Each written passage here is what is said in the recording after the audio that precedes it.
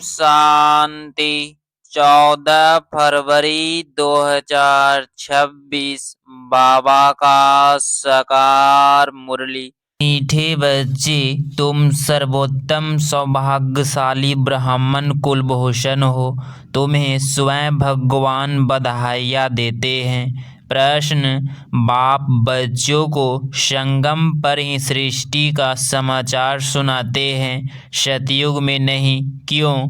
उत्तर: क्योंकि सतयुग तो है ही आदि का समय। उस समय सारी सृष्टि का समाचार यथार्थ सृष्टि के आदि मध्य अंत का ज्ञान कैसे सुनाए? जब तक शकील रिपीट ही नहीं हुआ है तब तक समाचार सुना ही कैसे सकते? संगम पर ही तुम बच्चे बाप द्वारा पूरा समाचार सुनते हो। तुम्हें ही ज्ञान का तीसरा नेत्र मिलता है। ओम शांति। आज है त्रिमूर्ति शिव जयंती, सो ब्राह्मण जयंती, सो संगम युग जयंती का शुभ दिवस बहुत है। जिनको बाबा ईश्वरीय जन्म सिद्ध अधिकार का ग्रीटिंग्स भी नहीं दे सकते, बहुत है जिनको पता नहीं है कि शिव बाबा कौन है, उनसे क्या मिलना है, वह ग्रीटिंग्स क्या समझ सकते हैं। नए बच्चे बिल्कुल समझ न सके। यह है ज्ञान का डांस। कहते हैं ना, श्री कृष्ण डांस करता था, यहाँ बच्चियाँ राधे कृष्ण बन डांस करती है। परंतु डांस की तो बात ही नहीं, वह तो वहाँ सतयुग में बचपन में प्रिंस प्रिंसेस के साथ डांस करेंगी। बच्चे जानते हैं यह बाप दादा है। दादा को ग्रेट फादर कहा जाता है। यह दादा तो हुआ जिस्मानी फादर। यहाँ तो वंडरफुल बात है, वह दादा है रूहानी और यह है जिस्मानी। इनको कहते हैं बाप दादा। बाप से दादा द्वारा वर्षा मिलता है। वर्षे है डांडे का, ग्रैंड फादर का, सब आत्माएं ब्रदर्स है, तो वर्षा बाप से मिलता है। बाप कहते हैं तुम आत्माओं को अपना शरीर अपनी कर्मेंद्रिया है। मुझे निराकार कहते हैं, जरूर मुझे शरीर चाहिए, तब तो बच्चों को राजयोग सिखाऊं अथवा मनुष्य से देवता, पति से पावन बनने का मार्ग बताऊं। वह मूल पतीली का पड़ धोए, जरूर बड़ा धोबी होगा। सारे विश्व की आत्माएं और शरीर धोता है। ज्ञान और योग से तुम्हारी आत्माओं को धोया जाता है। आज तुम बच्चे आए हो, जानते हो हम शिव बाबा को बधाइयाँ देने आए हैं। बाप फिर कहते हैं कि तुम जिनको ग्रीटिंग्स देते हो, वह बाप भी तुम बच्चों को ग्रीटिंग्स देते हैं, क्योंकि तुम बहुत सर्वोत्तम सौभाग्यशाली ब्रह्मा कुलभूषण हो। देवताओं इतने उत्तम नहीं है जितने तुम हो। ब्राह्मण देवताओं से उच्च है, उच्चते उच्च है बाप। फिर वह आते हैं ब्रह्मा तन में, उनको तुम बच्चे बहुत उच्चते उच्च ब्राह्मण बनते हो। ब्राह्मणों की है चोटी, उसके नीचे है देवताएं, सबसे ऊपर है बाबा। बाबा ने तुम बच्चों को ब्राह्मण ब्राह्मणियाँ बनाया है स्वर्ग का वर्षा देने के लिए। इन लक्ष्मी नारायण का देखो कितने मंदिर बनाए हैं, माथा टेकते हैं। भारतवासियों को यह तो मालूम होना चाहिए कि यह भी मनुष्य है। लक्ष्मी नारायण दोनों अलग अलग हैं। यहाँ तो एक मनुष्य के दोनों नाम रखे हैं। एक का नाम लक्ष्मी नारायण, यथार्थ अपने को विष्णु चतुर्भुज कहते हैं। लक्ष्मी नारायण अथवा राधे कृष्ण नाम रखाए हैं तो चतुर्भुज हो गए ना। वह विष्णु तो है सूक्ष्म वतन का एम ऑब्जेक्ट। तुम इस विष्णु रूपी मालिक बनेंगी। यह लक्ष्मी नारायण विष्णुपुरी के मालिक हैं। विष्णु की है 4 भुजा, 2 लक्ष्मी की, 2 नारायण की। तुम कहेंगे हम विष्णुपुरी के मालिक बन रहे हैं। अच्छा, बाप की महिमा का गीत सुनाओ। कितना मीठा कितना प्यारा शिव भोला भगवान। सारी दुनिया में शुरू से लेकर अब तक कोई की भी इतनी महिमा नहीं है, सिवाय एक के। नंबर वार तो है ही, सबसे ज़्यादा सर्वोत्तम महिमा है उच्च ते उच्च परम पिता परमात्मा की, जिसके तुम सब बच्चे हो। कहते हो हम ईश्वरीय संतान है। ईश्वर तो स्वर्ग रचता है, फिर तुम नरक में क्यों पड़े हो? ईश्वर यहाँ जन्म है। क्रिश्चियन कहेंगे हम क्राइस्ट के हैं। यही भारतवासियों को भूल गया है कि हम परम पिता परमात्मा शिव के डायरेक्ट बच्चे हैं। बाप यहाँ आते हैं, बच्चों को अपना बनाए, फिर राज्य भाग देंगे। आज बाबा अच्छी रीति समझाते हैं, क्योंकि नए भी बहुत हैं, इन्हों के लिए समझाना मुश्किल है। हाँ, फिर भी सर्वव्यापी बनते हैं। स्वर्ग में सूर्यवंशी राजा रानी भी हैं, दास दासियाँ भी हैं, प्रजा भी होती है। उनमें कोई गरीब कोई साहूकार होते हैं, उनकी भी दास दासियाँ होती है। सारी राजधानी यहाँ स्थापन हो रही है, यह तो और कोई को मालूम नहीं है। सबकी आत्मा तमो प्रधान है, ज्ञान का तीसरा नेत्र कोई को है नहीं। गीत अभी बाप की महिमा सुनी, वह है सबका बाप। भगवान को बाप कहते हैं, बेहद का सुख देने वाला पिता। यही भारत है जिसमें बेहद का सुख था, लक्ष्मी नारायण का राज्य था। यह लक्ष्मी नारायण छोटेपन में राधे कृष्ण हैं, फिर स्वयंवर बाद लक्ष्मी नारायण नाम पड़ता है। इस भारत में 5000 वर्ष पहले देवताओं का राज्य था, सिवाय लक्ष्मी नारायण के कोई का राज्य नहीं था, कोई खंड नहीं। तो अब भारतवासियों को भी जरूर मालूम होना चाहिए कि लक्ष्मी नारायण ने आगे जन्म में कौन से कर्म किए। जैसे कहेंगे बिरला ने कोई कर्म किए जो इतना धनवान बना, जरूर कहेंगे अगले जन्म में दान पुण्य किया होगा। कोई के पास बहुत धन है, कोई के पास खाने के लिए भी नहीं मिलता, क्योंकि कर्म ऐसे किए हैं। कर्मों को तो मानते हो, कर्म अकर्म विकर्म की गति गीता के भगवान ने सुनाई थी, जिसकी महिमा सुनी। शिव भगवान है एक, मनुष्य को भगवान नहीं कहा जाता है। अब बाप कहाँ आया है? आते हैं सामने महाभारत लड़ाई खड़ी है, तो मीठे ते मीठा बाबा समझाते हैं। इनको दुख में सब याद करते हैं, दुख में सिमरन सब करे, सुख में करे न कोई। शिव बाबा को दुख में सब याद करते हैं, सुख में कोई नहीं करता। स्वर्ग में तो दुख नहीं था, वहाँ बाप का पाया हुआ वर्षा था। 5000 वर्ष पहले जब शिव बाबा आया तो भारत को स्वर्ग बनाया। अब नरक है, बाप आए हैं स्वर्ग बनाने के लिए। दुनिया को तो पता ही नहीं, कहते हैं हम सब अंधे हैं, अंधों की लाठी। आप हो आओ, आकर आँखों प्रदान करो। तुम बच्चों को ज्ञान का तीसरा नेत्र मिला है, जहाँ हम आत्माएं रहती है, वह है शांति धाम। बाप भी वहाँ रहते हैं, तुम आत्माओं और हम रहते हैं। इनकी आत्मा को कहते हैं मैं तुम सब आत्माओं का बाप वहाँ रहता हूँ।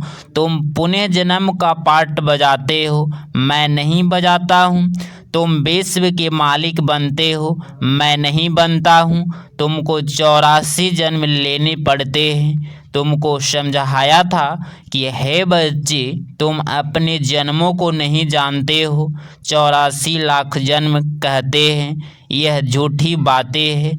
मैं ज्ञान का सागर पतित पावन हूँ। मैं आता तब हूँ जब सब पतित है, तब ही आकर सृष्टि की आदि मध्य अंत का राज्य समझाए त्रिकालदर्शी बनाता हूँ।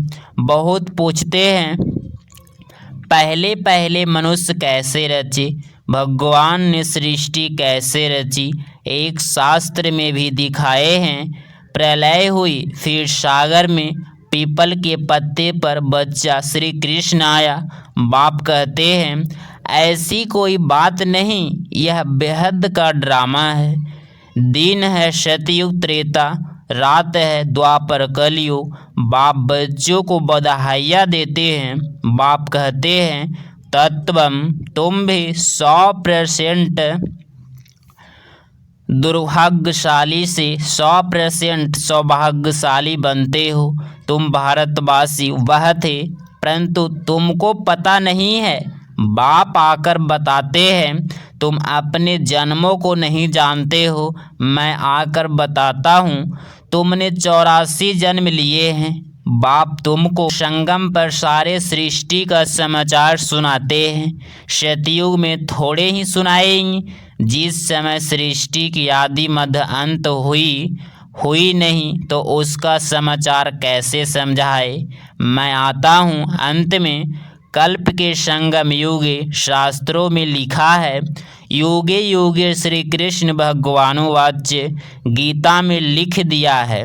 सब धर्म वाले श्री कृष्ण को भगवान थोड़े ही मानेंगे। भगवान तो निराकार है ना, वह है सब आत्माओं का बाप। बाप से वर्षा मिलता है। तुम सब आत्माएं भाई भाई हो। परमात्मा को सर्वव्यापी कहने से तो फादरहुड हो जाता है। फादर को कभी वर्षा मिलता है क्या? वर्षा बच्चों को मिलता है।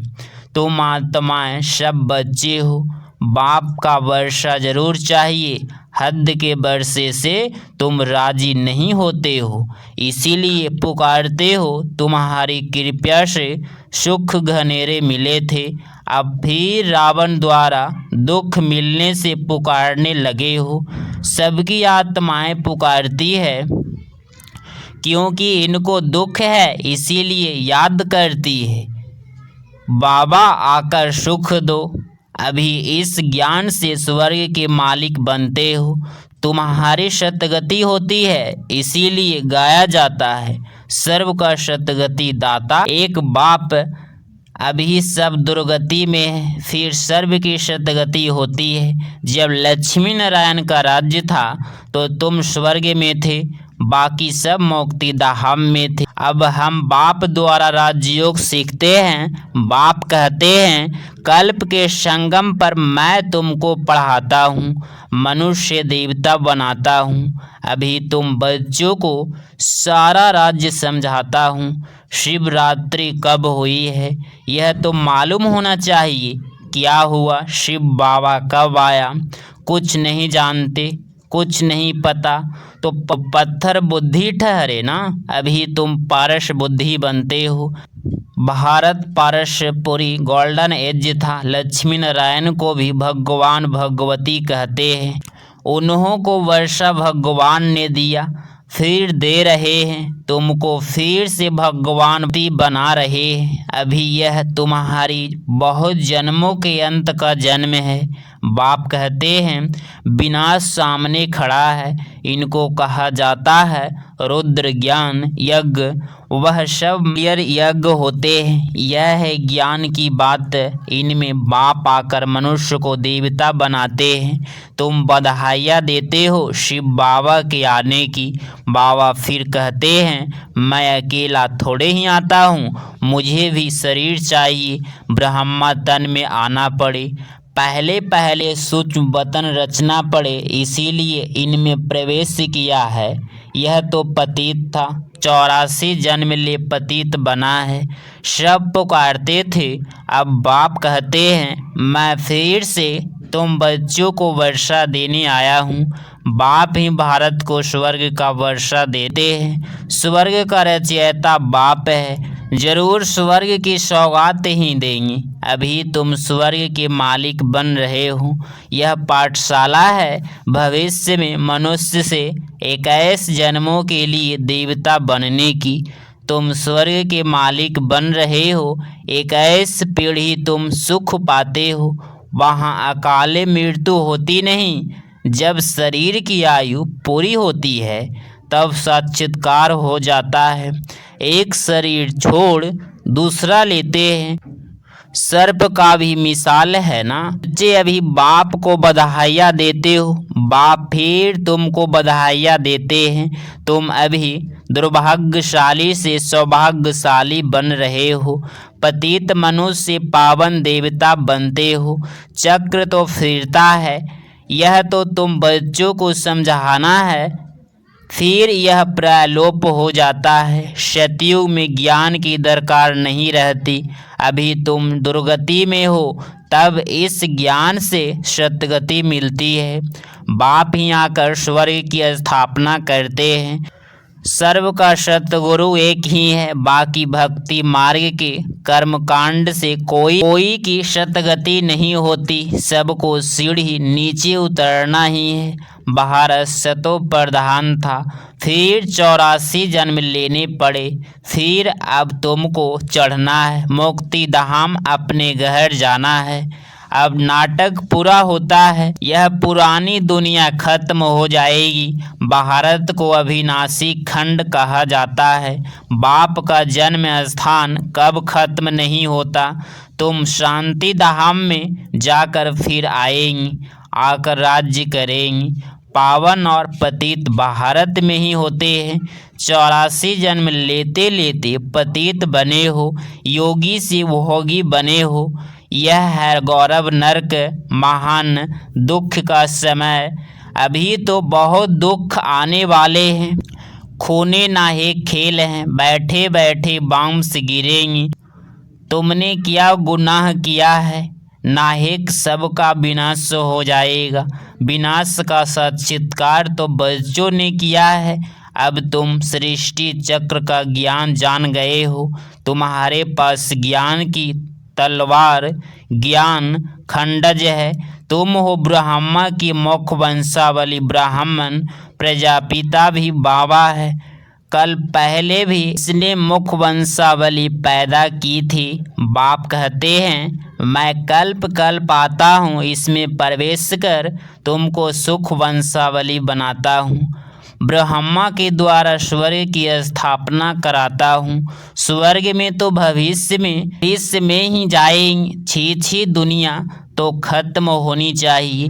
बेहद का बाप आते ही हैं नई दुनिया रचने। बाप कहते हैं मैं तुम बच्चों के लिए हथेली पर बहिस्तर ले आया हूँ।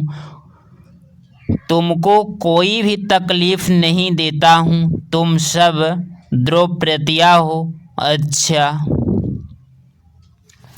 मीठे मीठे सिकिलदेह बच्चों प्रति मात पिता बाप दादा का याद प्यार और गुड मॉर्निंग। रूहानी बाप की रूहानी बच्चों को नमस्ते नमस्ते। धारणा के लिए मुख्य सार पॉइंट नंबर फर्स्ट, देवताओं से भी उच्च हम सर्वोत्तम ब्राह्मण है। इस रूहानी नशे में रहना है। ज्ञान और योग से आत्मा को स्वच्छ बनाना है। पॉइंट नंबर 2, सबको शिव बाबा के अवतरण की बधाइयाँ देनी है। बाप का परिचय देकर पतित से पावन बनाना है। रावण दुश्मन से मुक्त करना है। 14 फरवरी 2026 का वरदान, विस्तार की रंग बिरंगी बातों से किनारा कर मुश्किल को सहज बनाने वाले सहज योगी भव। स्पष्टीकरण, जब बाप को देखने की बजाय बातों को देखने लग जाते हो तो कई क्वेश्चन उत्पन्न होते हैं और सहज बात भी मुश्किल अनुभव होने लगती है, क्योंकि बातें है वृक्ष और बाप है बीज। जो विस्तार वाले वृक्ष को हाथ में उठाते हैं वह बाप को किनारे कर देते हैं। फिर विस्तार एक जाल बन जाता है जिसमें फंसते जाते हैं। बातों के विस्तार में रंग बिरंगी बातें होती है जो अपनी ओर आकर्षित कर लेती है। इसीलिए बीज रूप बाप की याद से बिंदी लगाकर उससे किनारा कर लो तो सहज योगी बन जाएंगी। स्लोगन, मैं और मेरेपन की आलस्य को समाप्त करना ही रियल गोल्ड बनना है। ये व्यक्ति सारे एकता और विश्वास की विशेषता द्वारा सफलता संपन्न बनो।